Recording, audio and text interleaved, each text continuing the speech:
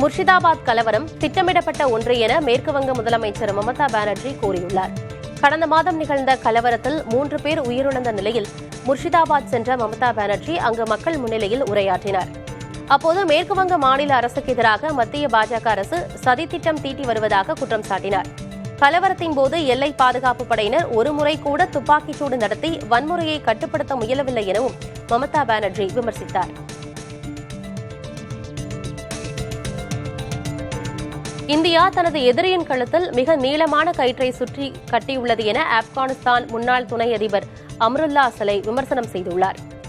பஹல்காம் தீவிரவாத தாக்குதலை தொடர்ந்து பாகிஸ்தானுக்கு எதிராக இந்தியா பல்வேறு அதிரடி நடவடிக்கைகளை எடுத்து வருகிறது. இதை தனது எக்ஸ் தளத்தில் மறைமுகமாக குறிப்பிட்டுள்ள அம்ருல்லா சலை, மரண தண்டனைக்கு மின்சார நாற்காலிகளை பயன்படுத்துவார்கள், இதற்கு பதிலாக இந்தியா தனது எதிரியின் கழுத்தில் மிக நீளமான கயிற்றை சுற்றியுள்ளது போல தெரிகிறது என பதிவிட்டுள்ளார். 2ஆம் உலகப் போரின் போது ஐரோப்பாவில் கிடைத்த வெற்றியின் 80வது ஆண்டு விழா லண்டனில் கொண்டாடப்பட்டது. இதனையொட்டி பிரிட்டன் ராணுவத்தினர் நடத்திய வெற்றி அணிவகுப்பில் யுக்ரைனைச் சேர்ந்த வீரர்களும் கலந்து கொண்டனர். ராணுவ பேண்ட் வாத்தியங்கள் முழங்க யுக்ரைனிய ராணுவ வீரர்கள் குதிரையில் கம்பீரமாக வலம் வந்தனர்.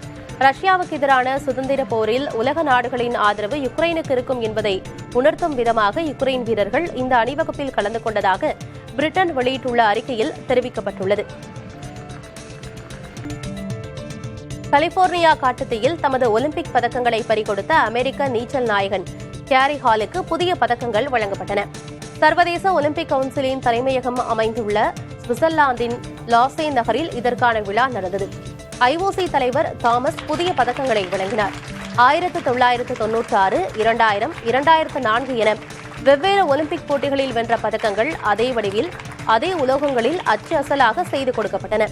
இப்படி ஒரே நேரத்தில் யாரும் 10 பதக்கங்களை இழந்திருக்க முடியாது எனவும் அவ்வாறு இழந்த வீரருக்கு அதே வடிவில் புதிய பதக்கங்கள் கிடைத்திருப்பது எல்லையற்ற மகிழ்ச்சியை கொடுப்பதாகவும் கேரி ஹால் ஜூனியர் தெரிவித்துள்ளார். 2028ஆம் ஆண்டு ஒலிம்பிக் போட்டிகள் அமெரிக்காவின் லாஸ் ஏஞ்சலிஸ் நகரில் நடைபெற உள்ளது.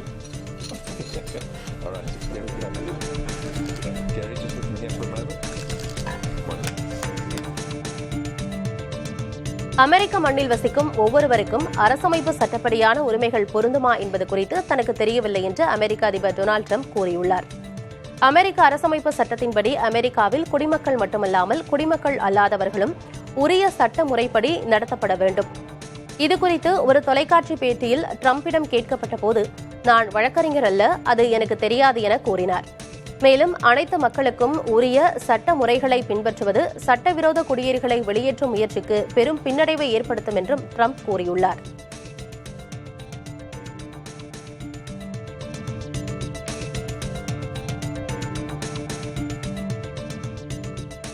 உலகின் மிக கடுமையான சிறைச்சாலைகளில் ஒன்றாக அறியப்பட்ட அல்கட்ராஸ் சிறைச்சாலையை மீண்டும் திறக்க அமெரிக்க அதிபர் ட்ரம்ப் உத்தரவிட்டுள்ளார். சான் பிரான்சிஸ்கோ அருகே உள்ள அல்கட்ராஸ் தீவுகளில் அமைக்கப்பட்ட சிறை கட்டுமான சேதம் மற்றும் நிதிநிலை காரணமாக 60 ஆண்டுகளுக்கு முன்பு மூடப்பட்டது. அமெரிக்காவில் கொடூரமான குற்றங்களை புரியும் இரக்கமற்ற குற்றவாளிகள் இச்சிறையில் அடைக்கப்பட்டு வந்தனர். ஏராளமான கைதிகள் இதிலிருந்து தப்பிக்க முயன்று தண்ணீரில் மூழ்கி உயிரிழந்த சோக வரலாறும் இருக்கிறது. இன்றைய சூழலில் அமெரிக்காவின் சட்டம் ஒழுங்கை நிலைநாட்ட வேண்டும். அதற்காக மீண்டும் அல்கட்ராஸை சிறையை திறக்க உள்ளதாக அதிபர் ட்ரம்ப் அறிவித்துள்ளார். தேர்தல் ஆணையத்தின் அங்கீகாரத்தை பெறாத அரசியல் கட்சிகளுக்கு நன்கொடை அளிப்பதன் மூலம் வரி ஏய்ப்பு செய்த 63,000 பேரிடமிருந்து வருமான வரித்துறை 1,400 கோடி ரூபாய் வசூலித்துள்ளது. வருமான வரித்துறை நடத்திய சோதனையில் 2022, 23, 2023, 24 ஆகிய 2 ஆண்டுகளில் மொத்தமாக 3,264 அங்கீகரிக்கப்படாத கட்சிகளுக்கு 10,000 கோடி ரூபாய் நன்கொடை வழங்கியதாக 1,000 கோடிக்கு மேல் வரி விலக்கு பெறப்பட்டது தெரியவந்துள்ளது. இதையடுத்து 63,000 பேரிடமிருந்து 1,400 கோடி ரூபாய் வரித்தொகை வசூலிக்கப்பட்டுள்ளது.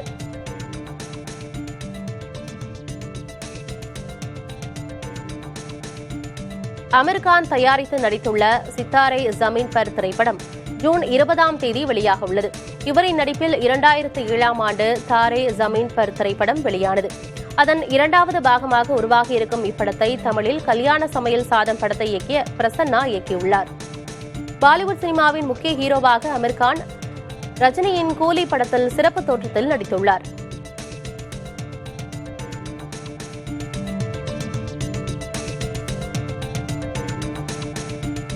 மறைந்த போப் பிரான்சின் விருப்பப்படி அவரது வாகனங்களில் ஒன்று காசா குழந்தைகளுக்கான நடமாடும் மருத்துவமனையாக மாற்றப்பட்டு வருகிறது. போப் பிரான்சிஸ் தனது இறுதி ஆசைகளில் ஒன்றாக தான் 2014ஆம் ஆண்டு புனித பயணம் மேற்கொண்ட வாகனத்தை போரினால் பாதிக்கப்பட்டு வரும் காசாவில் உள்ள குழந்தைகளுக்கு உதவ பயன்படுத்துமாறு கேட்டுக் கொண்டார். குறிப்பாக காயமடைந்த மற்றும் ஊட்டச்சத்து குறைபாடு கொண்ட குழந்தைகளுக்காக அதனை பயன்படுத்துமாறு தெரிவித்திருந்தார். இதனையடுத்து அந்த வாகனத்தை நடமாடும் மருத்துவமனையாக மாற்றும் பணிகள் நடைபெற்று வருகின்றன. பணிகள் முடிந்ததும் அந்த வாகனம் காசாவிற்கு அனுப்பப்பட உள்ளது.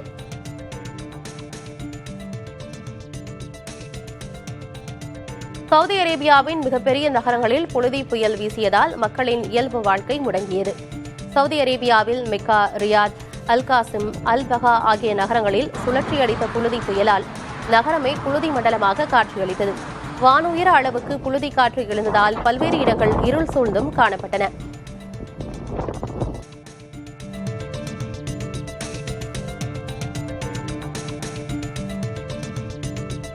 கூட்டு பாலியல் வன்கொடுமை வழக்குகளில் குற்றம் சாட்டப்பட்ட ஒவ்வொருவரும் பாலியல் வன்கொடுமை செய்ததற்கான ஆதாரத்தை வழங்க வேண்டிய அவசியம் இல்லை என்று உச்சநீதிமன்றம் தீர்ப்பளித்துள்ளது. கூட்டு பாலியல் வன்கொடுமை வழக்கில் குற்றம் சாட்டப்பட்ட நபர் ஒருவர் தான் பாலியல் வன்கொடுமை செயலில் ஈடுபடவில்லை என்றும் பாலியல் வன்கொடுமை செய்த முதன்மை குற்றவாளிக்கு உதவியது மட்டும்தான் தன்னுடைய குற்றம் என்றும் கூறினார். பாதிக்கப்பட்ட பெண் வன்கொடுமை செய்ததாக தன்னுடைய பெயரை குறிப்பிடாததையும் அவர் சுட்டிக்காட்டினார்.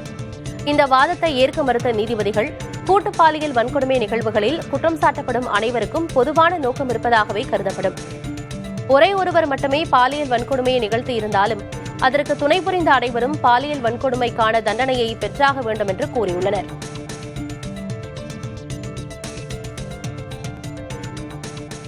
பாஜக புதிய தேசிய தலைவரை தேர்வு செய்வது தொடர்பாக அக்கட்சியின் தேசிய பொதுச் செயலாளர்களுடன் ஜே.பி. நட்டா டெல்லியில் ஆலோசனை நடத்தினார். இதில் தருண் சக், அருண் சிங், வினோத் தவ்டே உள்ளிட்ட கட்சியின் முக்கிய நிர்வாகிகள் பங்கேற்றனர்.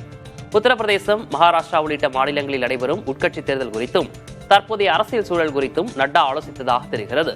பாஜக தேசிய தலைவராக உள்ள ஜே.பி. நட்டாவின் பதவிக்காலம் நிறைவடைய உள்ள நிலையில் புதிய தலைவரை நியமிப்பது குறித்த அறிவிப்பு விரைவில் வெளியாகும் என எதிர்பார்க்கப்படுகிறது. பிசிஐ பில்லியர்ட்ஸ் கிளாசிக்கல் பட்டத்தை இந்தியாவின் பங்கஜ் அத்வானி 3வது முறையாக வென்றுள்ளார். உலக பில்லியர்ட்ஸ் மற்றும் ஸ்னூக்கர் கவுன்சில் சார்பில் நடைபெறும் போட்டி இறுதி ஆட்டத்தில் சக வீரர் துருவ் சிட்லாவை எதிர்த்து அவர் விளையாடினார். இந்த போட்டியில் ஆதிக்கம் செலுத்திய பங்கஜ் அத்வானி 5-2 என்ற புள்ளிகள் கணக்கில் வெற்றியை வசப்படுத்தினார். வெற்றி பெற்ற அத்வானிக்கு 2.5 லட்சம் ரூபாயும், 2வது இடம் பிடித்த சிட்வாலாவுக்கு 1.5 லட்சம் ரூபாயும் பரிசுத் தொகையாக கிட்டியது. 2023-24 ஆகிய ஆண்டுகளை தொடர்ந்து 3வது ஆண்டாக பட்டம் வெல்வது மிக வாழ்வில் சிறப்பான தருணங்களில் ஒன்று என பங்கஜ் அத்வானி தெரிவித்துள்ளார். முகலாயர்களின் வாரிசு என கூறி டெல்லி செங்கோட்டையை உரிமை கொண்டாடிய பெண்ணின் மனுவை உச்சநீதிமன்றம் தள்ளுபடி செய்துள்ளது. சுல்தானா பேகம் என்ற அந்த பெண்மணி முகலாய பேரரசர் 2ஆம் பகதூர் ஷா ஜாஃபரின் கொள்ளு பேரனின் மனைவி என கூறி இந்த மனுவை தாக்கல் செய்திருந்தார். மனுவை விசாரித்த நீதிபதிகள் மனு தவறான ஒன்று எனவும் விசாரணைக்கு தகுதியற்றது எனவும் கூறி தள்ளுபடி செய்தனர். விசாரணையின் போது தலைமை நீதிபதி சஞ்சீவ் கண்ணா ஆக்ரா கோட்டை உள்ளிட்டவற்றையும் உரிமை கோர வேண்டியதுதானே என காட்டமாக கேள்வி எழுப்பியது குறிப்பிடத்தக்கது. ஒரு சில நிமிடங்களில் உலகின் மிக பெரும் பணக்காரராக மாறிய உத்தரப்பிரதேச விவசாயியின் கதை உலகிற்கு தெரிய வந்துள்ளது. ஹத்ராஸைச் சேர்ந்த விவசாயி ஒருவரின் வங்கிக் கணக்கில் திடீரென 36 இலக்கத்தில் பணம் வரவு வைக்கப்பட்டது. செல்போனில் இதுகுறித்து வந்த குறுஞ்செய்தியை கண்ட அவர் திக்குமுக்காடி போய்விட்டார். அவரின் கணக்கில் வரவு வைக்கப்பட்ட தொகை எலான் மஸ்கின் சொத்து மதிப்பை விட அதிக தொகை என்பதெல்லாம் பின்னர் தெரிய வந்தது.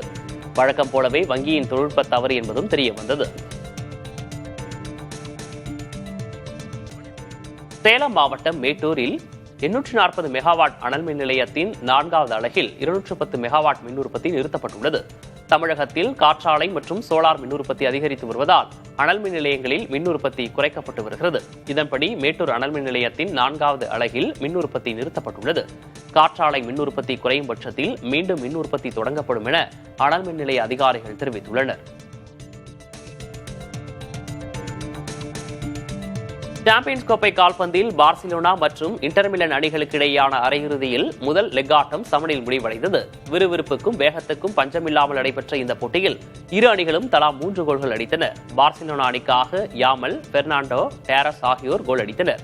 இன்டர் மிலன் அணியின் சோமர் அடித்த ஒரு கோல் பார்சிலோனா அணிக்காக கூடுதல் கோலாக அமைந்தது. இன்டர் மிலன் அணிக்காக துர்ராம் ஒரு கோலும், டம்ஃப்ரீஸ் 2 கோல்களும் அடித்தனர். இவ்விரு அணிகளுக்கு இடையேயான 2வது லெக் ஆட்டம் 3-3 என்ற கோல் கணக்கில் சமனில் முடிவடைந்தது.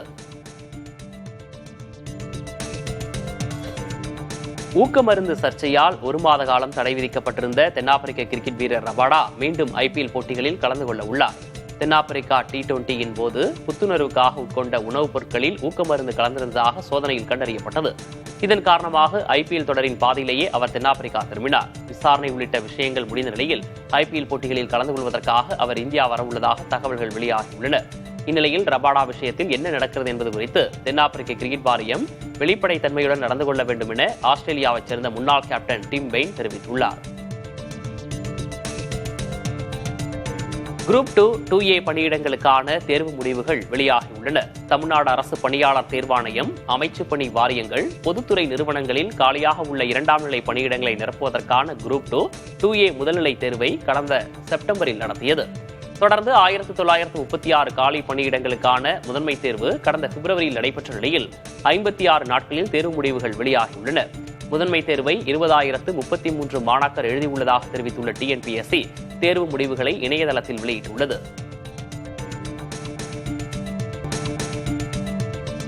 அடுத்த CBI இயக்குநரை நியமிப்பது தொடர்பாக பிரதமர் மோடியை மக்களவை எதிர்க்கட்சித் தலைவர் ராகுல் காந்தி சந்தித்து பேசினார்.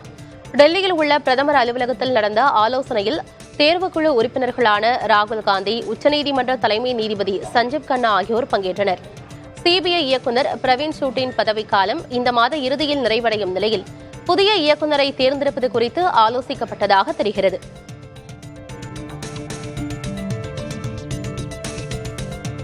நீட் தேர்வில் மதுபானம் தொடர்பான கேள்வி கேட்கப்பட்டதற்கு கல்வியாளர்கள் கண்டனம் தெரிவித்துள்ளனர்.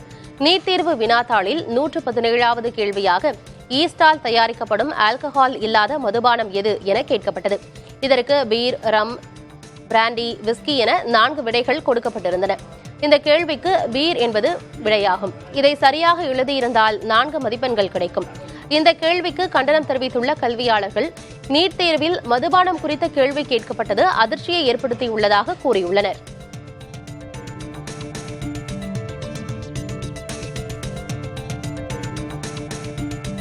வடமாநிலங்களில் நீட் தேர்வு சார்ந்த முறைகேடுகளில் ஈடுபட்ட கும்பல்கள் காவல்துறையினரால் கைது செய்யப்பட்டுள்ளனர்.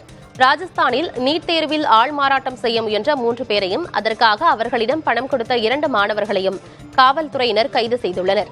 இதேபோல ஆள் மாறாட்டம் செய்ய முயன்ற 4 பேரை புவனேஸ்வர் காவல்துறையினர் கைது செய்துள்ளனர். ஆள் மாறாட்டம் செய்வதற்கு அவர்கள் ஒவ்வொரு மாணவருக்கும் 40 லட்சம் ரூபாய் அளித்ததாகவும், பீகாரை மையப்புள்ளியாக கொண்டு அவர்கள் இயங்கியதாகவும் காவல்துறையினர் கூறுகின்றனர். தற்போது நடைபெற்று முடிந்துள்ள நீட் தேர்வில் ஆள்மாற்றம் நடந்திருக்கலாம் எனவும் கூறியுள்ளனர். இதனிடையே டெல்லியில் நீட் தேர்வில் தேர்ச்சி பெற செய்வதாக கூறி மாணவர்களிடம் தலா 5 லட்சம் ரூபாய் பெற்று மோசடி செய்த 3 பேர் கைது செய்யப்பட்டுள்ளனர்.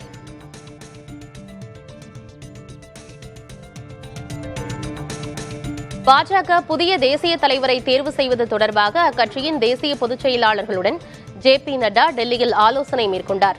இதில் தருண் செக், அருண் சிங், வினோத் தாவ்டே உள்ளிட்ட கட்சியின் முக்கிய நிர்வாகிகள் பங்கேற்றனர். உத்தரப்பிரதேசம், மகாராஷ்டிரா உள்ளிட்ட மாநிலங்களில் நடைபெறும் உட்கட்சி தேர்தல் குறித்தும் தற்போதைய அரசியல் சூழல் குறித்தும் JP நட்டா ஆலோசித்ததாக தெரிகிறது. பாஜக தேசிய தலைவராக உள்ள JP நட்டாவின் பதவிக்காலம் நிறைவடைய உள்ள நிலையில் புதிய தலைவரை நியமிப்பது குறித்த அறிவிப்பு விரைவில் வெளியாகும் என எதிர்பார்க்கப்படுகிறது. வக்ஃப் அமைப்புகளில் நியமனங்களுக்கு விதிக்கப்பட்ட தடை தொடரும் என உச்சநீதிமன்றம் தெரிவித்துள்ளது. வக்ஃப் திருத்த சட்டத்தை எதிர்த்து உச்சநீதிமன்றத்தில் தாக்கல் செய்யப்பட்ட மனுக்கள் அனைத்தையும் புதிய தலைமை நீதிபதியாக பொறுப்பேற்க உள்ள PR கவாய் அமர்வுக்கு மாற்ற தற்போதைய தலைமை நீதிபதி சஞ்சீவ் கண்ணா உத்தரவிட்டுள்ளார். மேலும் வழக்கின் விசாரணையை வரும் 15ஆம் தேதிக்கு ஒத்திவைப்பதாக கூறிய தலைமை நீதிபதி, அதுவரை முன்பு பிறப்பித்த இடைக்கால உத்தரவுகள் தொடரும் என்றும் தெரிவித்தார்.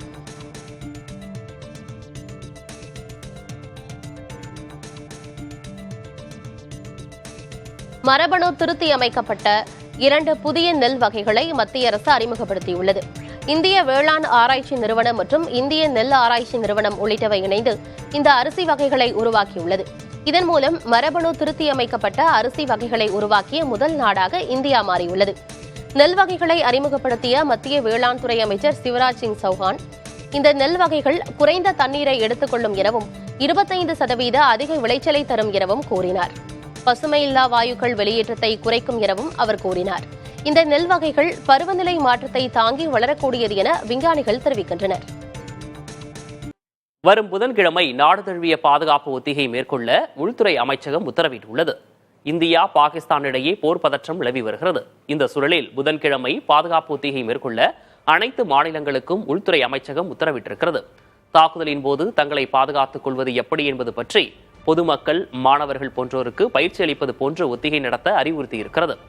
வான்வெளி தாக்குதல் குறித்த எச்சரிக்கை சைரன்களை இயக்கி ஒத்திகை மேற்கொள்ளவும், முக்கிய ஆலைகளை முன்கூட்டியே மறைக்க ஏற்பாடு செய்யவும் அறிவுறுத்தப்பட்டுள்ளன.